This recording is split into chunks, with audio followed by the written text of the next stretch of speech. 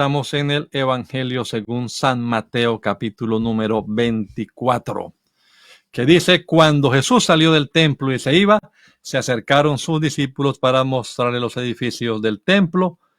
Respondiendo él, le dijo: ¿veis todo esto? De cierto os digo que no quedará aquí piedra sobre piedra que no sea derribada. Y estando él sentado en el monte de los olivos, los discípulos se le acercaron aparte diciendo: dinos, ¿cuándo serán estas cosas y qué señal habrá de tu venida y del fin del siglo? Respondiendo Jesús les dijo: mirad que nadie os engañe, porque vendrán muchos en mi nombre diciendo: yo soy el Cristo, y a muchos engañarán. Y oiréis de guerras y rumores de guerras. Mirad que no os turbéis, porque es necesario que todo esto acontezca, pero aún no es el fin. Porque se levantará nación contra nación y reino contra reino, y habrá pestes y hambres y terremotos en diferentes lugares.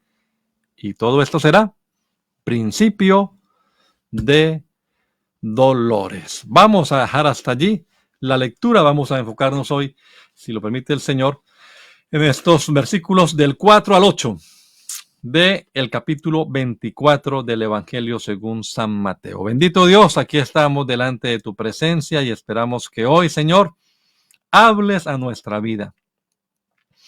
Que nos des revelación, nos des entendimiento, sabiduría, Señor. Nos ayude de verdad a comprender el tiempo en el que estamos, Señor, y a vivir de acuerdo a él. Y ayúdanos también, Señor, para poder compartir tu palabra con los amigos, los que andan por allí desprevenidos, Señor, y alertarles que el tiempo está cerca. Mi Dios, que tu palabra corra y sea glorificada, Señor, como tu palabra misma lo enseña. En el nombre poderoso de Jesús. Amén. Amén. Bueno, amados hermanos, vamos a meditar un rato en la palabra del Señor. Como les decía al principio, pues ya hay una buena cantidad de programas que usted puede ver si le gusta el estudio sistemático de la palabra del Señor. Pues puede hacer un buen ejercicio tomando un tiempito y oyendo y tomando nota de estos programas que hemos visto y comprobando con las escrituras. Eso no es nada más así hablar por hablar, hay que leer la palabra de Dios para poder comprender bien lo que la Biblia dice. En estos días pasados, ya llevamos un buen rato acá, hemos hablado de Mateo 24. Hemos dicho que este capítulo pues se conoce como el discurso escatológico de Jesús, juntamente con el capítulo 25. Al final del capítulo 23, el Señor está condenando la actitud de los religiosos en el tiempo de Israel. Se pronunció el Señor sobre, yo creo que tengo por acá una presentación lista para ustedes. A ver, vamos a mirar. Ajá, aquí la tengo. Les voy a compartir. Aquí estamos, perdí la conexión un momentico mientras iba a compartir aquí la pantalla con ustedes. Creo que oprimí el botón que no debía. Lamento mucho eso, pero ustedes entenderán, hermanos, son gajes del oficio. Creo que a más de uno le puede haber pasado lo que me pasó a mí. Yo quiero compartir entonces, les digo, una presentación que, a ver, aquí está compartir. Ya. Esta es la primera mitad de la semana 70, es lo que vamos a estudiar del capítulo 24, 4 al 8, las señales de la segunda venida de Jesucristo por su iglesia.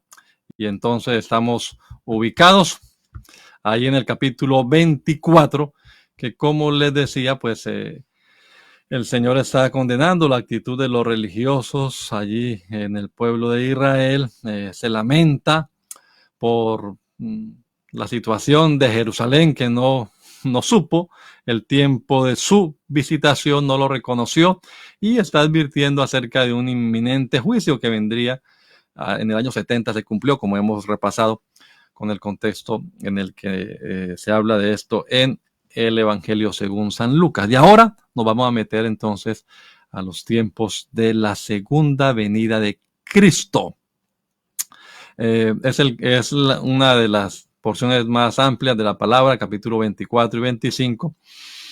Los discípulos les están mostrando esos inmensos edificios, están orgullosos del templo, claro, Y el Señor les dice, todo eso va a quedar destruido. Ellos quedaron asustados. ¿Cómo así, maestro? Que todo va a ser destruido. Eso ¿qué? ¿Cuándo será eso? Salieron del templo, salieron de la ciudad, llegaron al Monte de los Olivos y allí Marcos creo que nos da los nombres de ellos, Pedro, Andrés, Jacobo y Juan, los 4 pescadores, ex pescadores, ahora son pescadores de hombres. Le preguntan, ¿cuándo serán estas cosas, Señor? ¿Qué señal habrá de tu venida y del fin del siglo? Aquí hay que analizar algunas cosas, ¿no?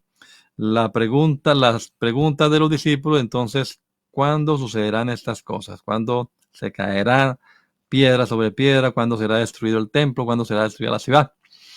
¿Y qué señal habrá de tu venida? Segunda pregunta, y del fin del siglo. Como vamos a verlo, no se refieren al fin del mundo, sino al fin de esta era y al establecimiento de la era venidera, tal y como tenían ellos en su concepción. Bueno, vamos a mirar entonces esta porción larga de Mateo 4. Vamos a ver, ahí lo veo hasta el 8. Luego miraremos del 9 al 14, donde se habla de los acontecimientos. Hoy vamos a mirar que esta primera parte podemos relacionarla con la primera mitad de esa semana 70 que ya estudiamos en momentos pasados. Entonces es lo que vamos a estar viendo. Los apóstoles y la gente en general, ¿no? Tienen esa esperanza mesiánica. Ellos querían el establecimiento del reino de paz, un reino de justicia terrenal. Y bueno, aquí vamos a hablar entonces de las señales de tu venida y del fin del siglo. Hay una porción en Zacarías, vamos a mostrarla acá en la Biblia. Zacarías, el capítulo número, a ver, ¿dónde está mi Biblia? Aquí está. Zacarías, el capítulo número 14, voy a leer los primeros 2 versículos y era lo que ellos tenían en su mente. Zacarías, a ver cómo es que se escribe Zacarías en inglés. Zacarías, vamos a buscarlo por acá con esto. Ajá. Zacarías, el capítulo número 14, ahí lo tenemos. He aquí el día de Jehová viene, y en medio de ti serán repartidos tus despojos, porque yo reuniré a todas las naciones para combatir contra Jerusalén, y la ciudad será tomada, serán saqueadas las casas, violadas las mujeres, y la mitad de la ciudad irá al cautiverio, mas el resto del pueblo no será cortado de la ciudad. Es una profecía fuerte para Israel, se habla de la destrucción, pero lo que pasó en el año 70 no fue exactamente este cumplimiento, porque ahí sigue hablando, escuche esto, después saldrá Jehová y peleará con aquellas naciones como peleó en el día de la batalla, se afirmarán sus pies en aquel día sobre el monte de los olivos que está enfrente. Esto no ha pasado. Recuerden que decíamos hace unos días, hay que tener en cuenta que en la profecía, aunque sea todo pegadito allí, quizás hay una separación. Podemos nosotros decir que esto tuvo un cumplimiento parcial o un cumplimiento primario, porque también hay una profecía cíclica que se puede ir cumpliendo varias veces, como ya lo hemos explicado. En el año 70 algo de esto pasó, pero aún no se cumplió toda porque no vino el Señor a pelear por el pueblo de Israel, ni puso sus pies en el monte de los olivos. Así que de ahí usted y yo podemos pensar que a lo que el Señor se refiere aquí no era solamente a lo que pasó en el año 70, sino que hay algo al final de esta era de maldad. Y al final de esta era el Señor vendrá corporalmente y pondrá sus pies, y el monte de los olivos que está enfrente de Jerusalén al oriente se partirá por en medio. Y todos dirán, bendito el que viene en el nombre del Señor. Y en aquel día Jehová será uno y uno su nombre. Son promesas que hay allí en la palabra y esas son expectativas que ellos también tenían. Bueno, ¿cuándo será que este reino se va a establecer? ¿Cuándo ocurrirán estas cosas de las que estamos nosotros anhelando y esperando. ¿Cuándo dirá el pueblo, bendito el que viene en el nombre del Señor? Lo acaban de decir cuando él entró a la ciudad, pero también ya lo iban a crucificar pocos días después. Pero ellos incluso en la resurrección, ¿no? Incluso en la resurrección, después de la resurrección, cuando vemos la ascensión de de Cristo al cielo y los apóstoles están ahí reunidos con él, el capítulo 1 del libro de Hechos de los Apóstoles, la pregunta es, Señor, ¿cuándo restaurarás el reino a Israel? ¿Será en este tiempo? Como que la expectativa de ellos estaba como más viva todavía, se había acrecentado después de la resurrección de Cristo, porque claro, el Señor había demostrado que la muerte no tiene poder sobre él, y entonces ahora sí ha llegado el momento de que se proclame rey, y vamos a destruir a los enemigos, y va a inaugurar este reino terrenal y reino perpetuo del que Israel será la cabeza de las naciones. Pero no, no era en esa época, sino que será aquí al final de la gran tribulación, con la segunda venida de Cristo, cuando se inaugurará ese reino tan esperado por el pueblo de Israel. ¿Qué señal habrá de tu venida? Bueno, esto lo mostraré enseguida. ¿Qué señal habrá de tu venida y del fin del siglo? De tu venida. Vamos a quitar aquí la presentación un momentico, porque ya nos puede distraer acá y vamos a hablar de ahora sí. ¿Qué señal habrá de tu venida? Luego venimos aquí a esto para hablar del periodo de la primera mitad de la conocida como la gran tribulación. La palabra que se traduce como venida en el texto griego en el que se escribió el idioma es parusia. Ahí ustedes han oído quizás la parusia de Cristo. Y la gente relaciona esa palabra con la aparición o la venida. Pero hay otros significados, como todas las palabras tienen varios significados. Pues la palabra parusia también significa presencia. Segunda a los Corintios 10:10 aparece esta palabra parusia, pero no aparece como venida, sino como presencia.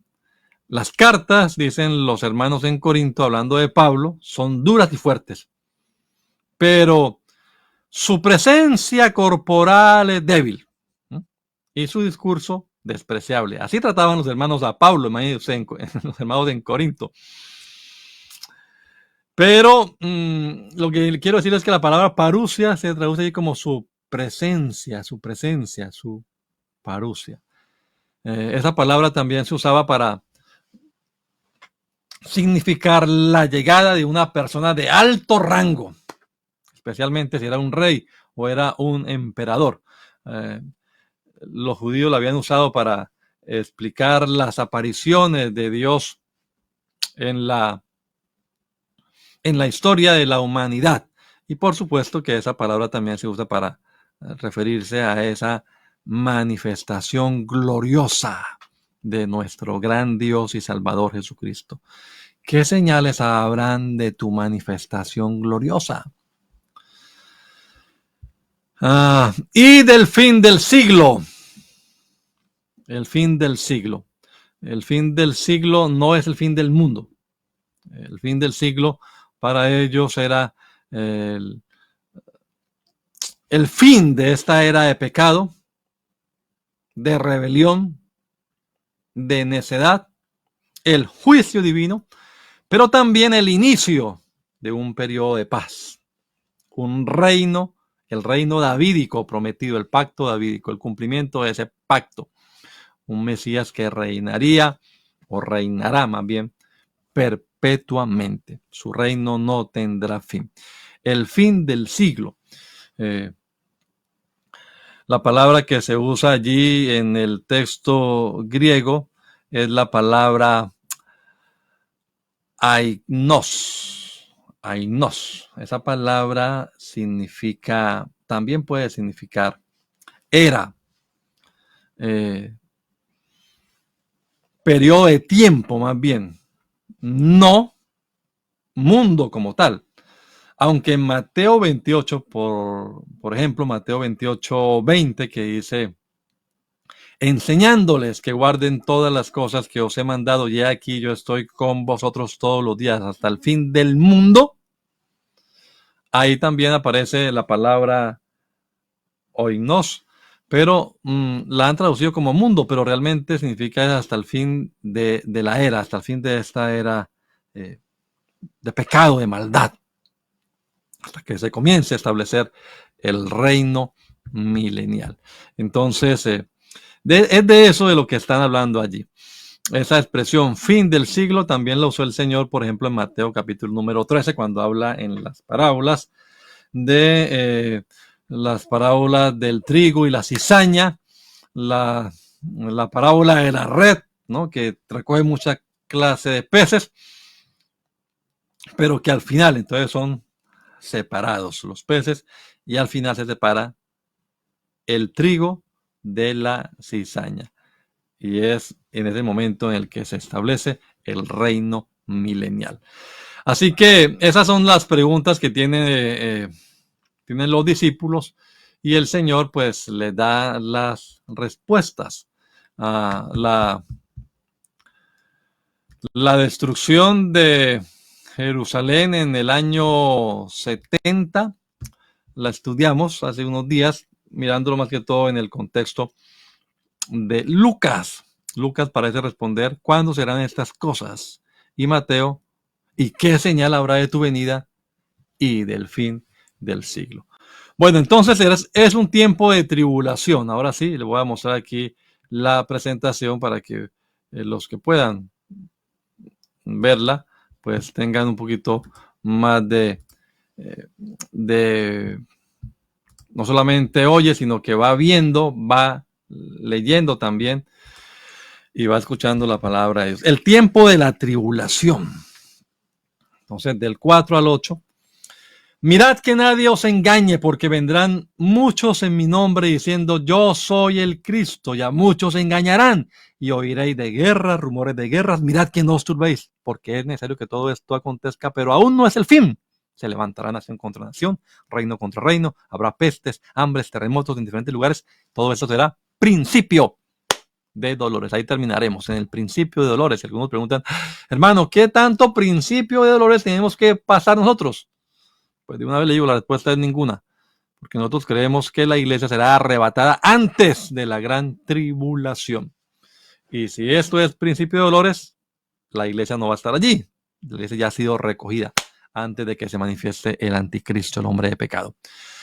Marcos, en su paralelo, dice, mirad que nadie os engañe, porque vendrán muchos en mi nombre diciendo yo soy el Cristo y engañarán a muchos, mas cuando oigáis de guerras y de rumores de guerras no os turbéis, porque es necesario que suceda así, pero aún no es el fin. Se levantará nación contra nación, reino contra reino, habrá terremotos en muchos lugares, habrá hambres, alborotos, principio de dolores son estos.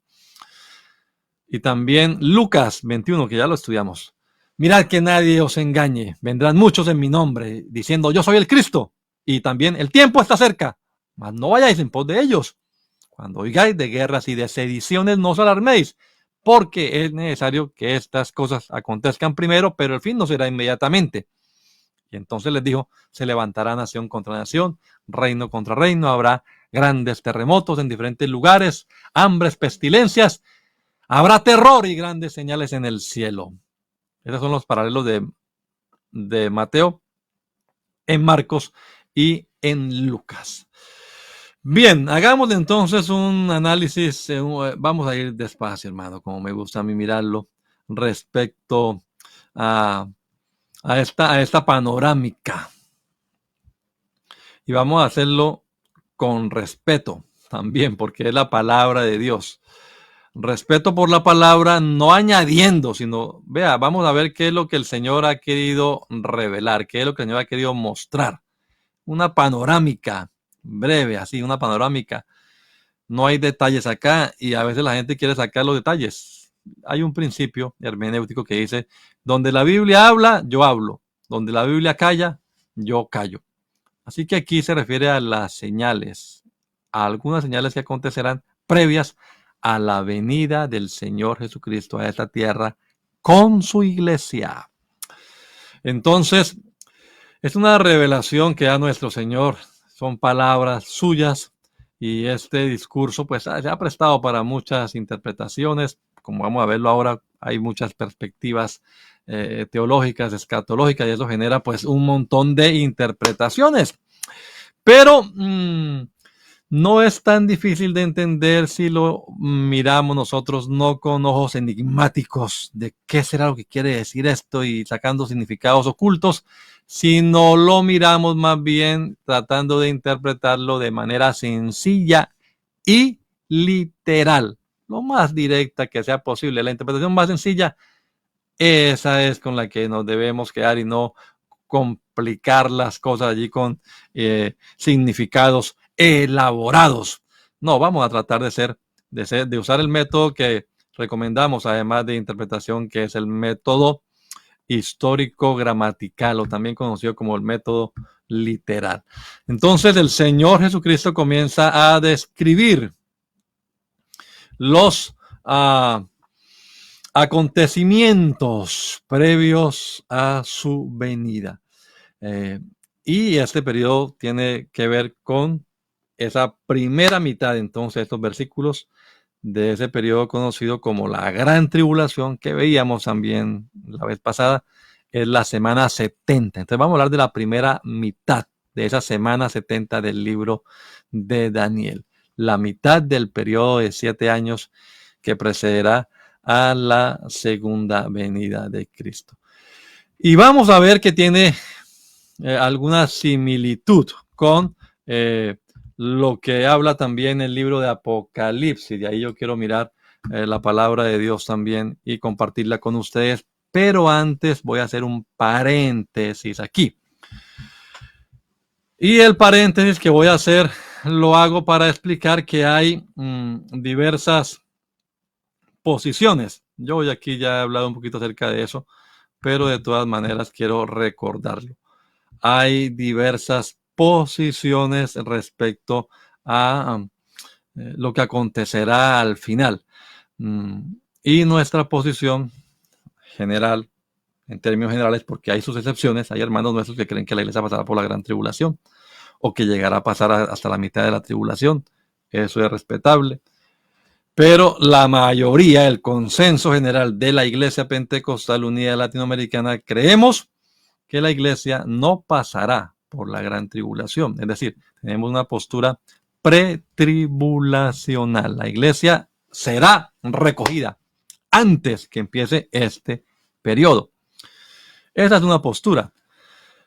Por supuesto, creemos en las dispensaciones, una postura dispensacional pretribulacionista y premilenarista, porque vendremos con el Señor antes de que se inaugure el milenio. Vendremos e inauguraremos ese reino. Seremos reyes y sacerdotes para Dios. Y reinaremos con Él sobre la tierra.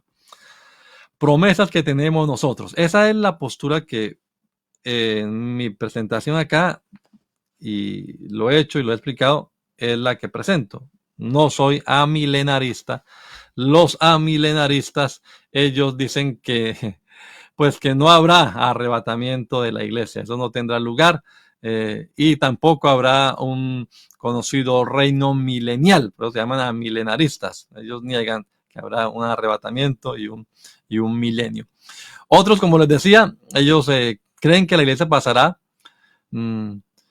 por la gran tribulación y que después de la tribulación, entonces ahí sí la iglesia será arrebatada para venir con Cristo. Ahí mismo, pues, son los llamados post-tribulacionistas. Hay algunos premilenaristas de la llamada teología del pacto que tienen ese punto de vista, la sostienen. Y también esa misma postura de los postmilenaristas la tienen los que creen que Cristo volverá a la tierra después del milenio. Entonces, post-tribulacionistas y postmilenaristas. Y hay otros que creen, como les decía, que la iglesia pasará hasta la mitad. Este periodo para ellos ellos sí pasarán, los que creen así, ellos creen que sí pasarán por este principio de dolores. Entonces, otra postura que cree que el arrebatamiento ocurrirá en la mitad de la tribulación y que realmente la gran tribulación es los últimos 3 años y medio de esta semana 70. Cierro ahí el paréntesis. Entonces hay esas 4 posturas, los pretribulacionistas y premilenaristas, que es la que representa el servidor, y así la mayoría de los hermanos de aquí pensamos. Y otras más que tienen otras denominaciones y otros hermanos como los amilenaristas, los post-tribulacionistas y los meso, en la mitad, tribulacionistas. Cuando usted compre un libro o usted vea un video de YouTube de alguien, investigue este fulano a qué corriente teológica pertenece. Algunos de los nuestros, sin saberlo, van y compran un libro y lo leen y lo enseñan y no se dan cuenta que están enseñando. Por eso, hermanos, sí es importante el estudio sistemático de la palabra de Dios. Todos estamos de acuerdo en lo que la Biblia dice. Lo leemos y decimos amén. Pero ¿en qué quiere decir eso? Ahí comienzan las dificultades por el sistema de interpretación que usamos. Recomendamos, insisto, un sistema de interpretación literal. Entiéndalo así como está allí en la palabra del Señor. Entonces les decía, hay una similitud entre estos pasajes, estos versículos de Mateo 4 al 8, Mateo 24, 4 al 8, y lo que dice Apocalipsis, especialmente Apocalipsis en el capítulo número 6. Vamos a mostrar acá. Ahora sí vamos a mirar aquí rapidito ya la palabra de Dios y los versículos que tengo acá para compartirles con ustedes, ya luego de esta introducción que he hecho. Entonces, Mateo capítulo número 24, versículo 4 al 8, desde nuestra perspectiva nos habla de esos primeros 3 años y medio y tienen un paralelismo con los sellos que se presentan en Apocalipsis capítulo número 6. Apocalipsis es otro rollo, porque también hay varias escuelas interpretativas. Quizás en otro programa explicaremos esas distintas posturas porque seguiremos hablando del libro de Apocalipsis. Bien, ¿cuáles son esas señales entonces y cuáles son los paralelismos que hay? Bueno,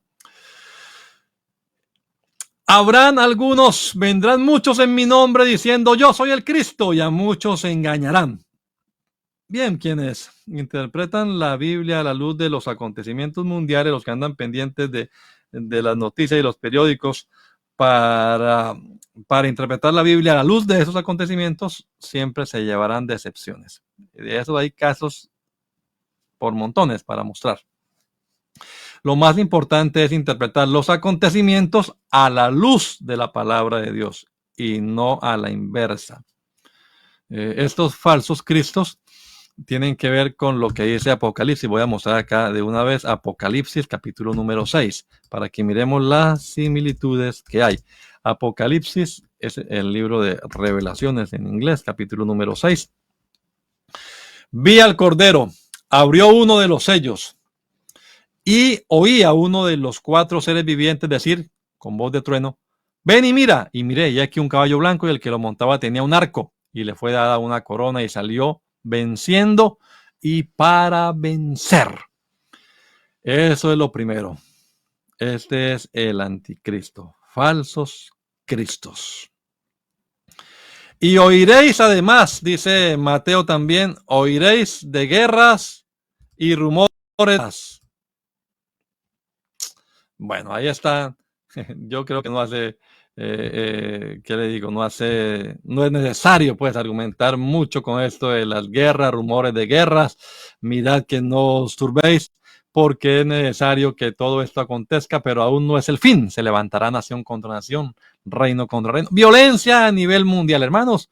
No únicamente hay guerra en Ucrania, no únicamente hay guerra en el Medio Oriente.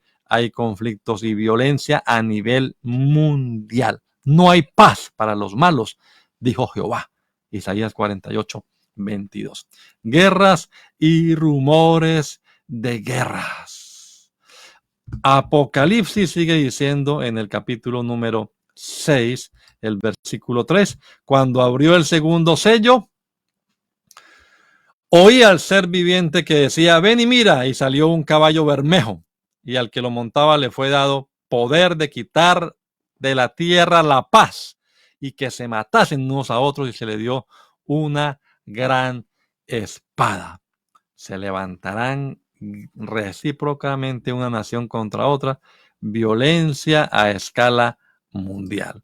Son las señales que presenta Mateo. ¿Qué otra? Pestes, hambrunas, habrá pestes y hambres. Tampoco necesito aquí argumentar mucho de todo lo que ha pasado en la naturaleza y que incluyen pestes y hambres. Y todo esto, hermanos, no será comparable con lo que falta por venir cuando la iglesia sea arrebatada. ¿Qué dice? Bueno, el tercer sello es hambruna. El cuarto va acompañado también de muerte. Vamos a mirar aquí el libro de Apocalipsis, capítulo número 6, versículo 5. Cuando abrió el tercer sello, oí al tercer ser viviente que decía, ven y mira, y aquí un caballo negro, y el que lo montaba tenía una balanza en su mano, y una voz en medio de los cuatro seres vivientes decía, 2 libras de trigo por un denario, 6 libras de cebada por un denario, pero no dañes el vino ni el aceite. Está hablando de alimentos. Cuando abrió el cuarto sello, oí la voz del cuarto ser viviente que decía, ven y mira, y miré, y aquí un caballo amarillo, el que lo montaba tenía por nombre Muerte, y el Hades le seguía, y le fue dado potestad sobre la cuarta parte de la tierra para matar con espada, con hambre, con mortandad, y con las fieras de la tierra. El quinto sello, ahí están las almas de los que han sido muertos por causa de la palabra de Dios y el testimonio que tenían, y clamaban a gran voz, ¿hasta cuándo, Señor santo y verdadero, nos juzgas y vengas nuestra sangre en los que moran en la tierra? Y se les dieron vestiduras blancas, y se les dio que descansar un poco de tiempo todavía hasta que se completara el número de los consiervos y sus hermanos que también habían muerto por ellos. El martirio también. Otra señal de la que dice este capítulo. Habrá entonces también terremotos en diferentes lugares. Bueno, igual. ¿Qué dice aquí? Apocalipsis capítulo número 6, versículo 12. Dice, miré cuando abrió el sexto sello, y aquí hubo un gran terremoto, y el sol se puso negro como tela de silicio, y la luna se volvió toda como sangre, y las estrellas del cielo cayeron sobre la tierra, como la higuera deja caer sus higos cuando es sacudida por un fuerte viento, y el cielo se desvaneció como un pergamino que se enrolla, y todo monte y toda isla se removió de su lugar, y los reyes de la tierra, y los grandes, los ricos, los capitanes, los poderosos, y todo siervo y todo libre, se escondieron en las cuevas, entre las peñas de los montes, y decían a los montes y a las peñas, caed sobre nosotros, y escondednos del rostro de aquel que está sentado en el trono, y de la ira del Cordero, porque el gran día de su ira ha llegado. ¿Y quién podrá sostenerse en pie? Recuerde la enseñanza que hemos dicho, el día grande y temible de Jehová, el día de su ira. Y de ese día de la ira, el Señor nos librará a nosotros. Bendito sea el nombre del Señor Jesucristo. Y por último, ¿qué dice? Mateo. Bueno, y también no se asusten porque esto no es el fin, todavía no ha llegado. Esto nada más es principio de dolor, es decir, lo peor está por venir. Sí, entendemos que obviamente la enfermedad, el dolor, la muerte viene por consecuencia del pecado, y entre más pecado haya, pues más dolor y más situación terrible física hay también. Pero es preocupante, por ejemplo, la rebelión que se ve hoy en día, la actitud desafiante del hombre contra su creador. Hoy en día, hermanos, el hombre ignora, vive como si no hubiese Dios ni ley. Pero sí hay Dios y también hay ley.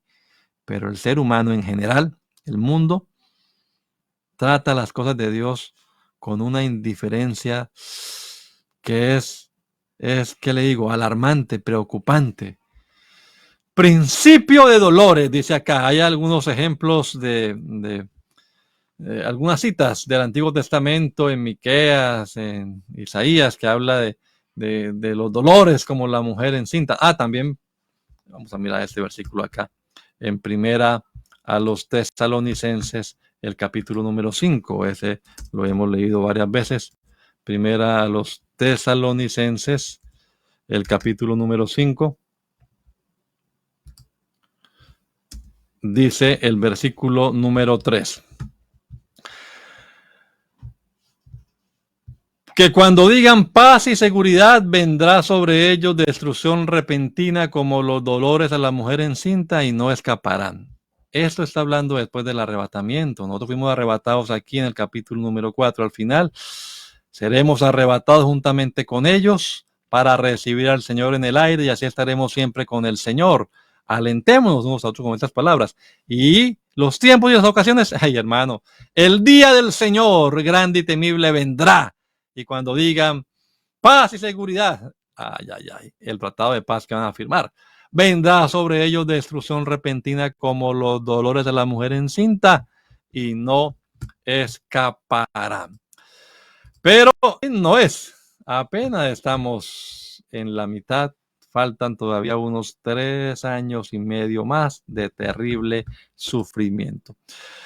Esto lo que nos, con esto termino, lo que nos invita a pensar, a reflexionar, hermano, es que usted y yo debemos estar alerta, debemos estar preparados, como dice el libro de Éxodo que estábamos leyendo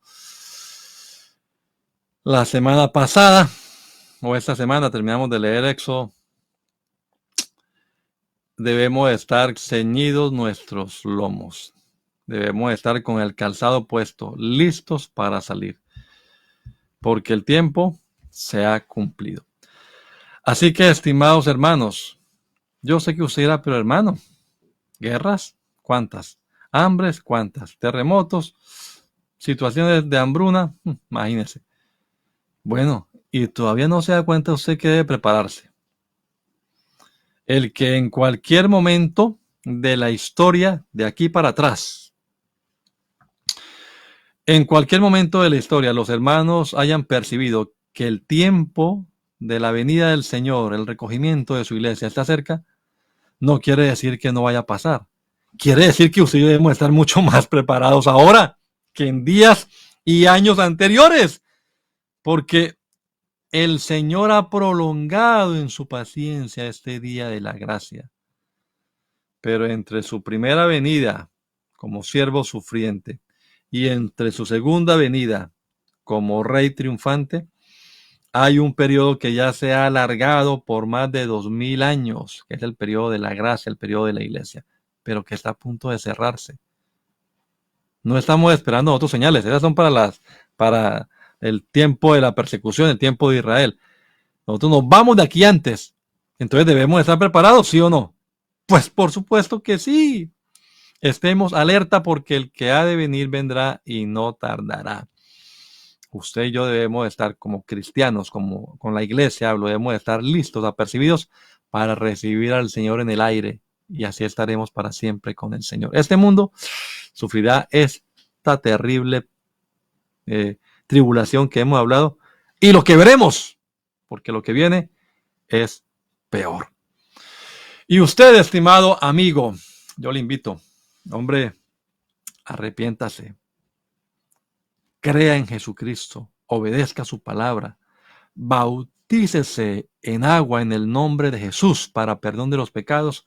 Usted será lleno del poder del Espíritu Santo y el día que aparezca Cristo por su iglesia, saldremos a recibirle a Él. Usted también con nosotros, pero se está preparado. Si no, bueno, ya el tiempo se ha cerrado, el tiempo de los gentiles, y lo que viene, no vamos a entrar aquí a la discusión, hermano, y no habrá oportunidad de salvación después del arrebatamiento. ¿Y por qué no es salvo ahora?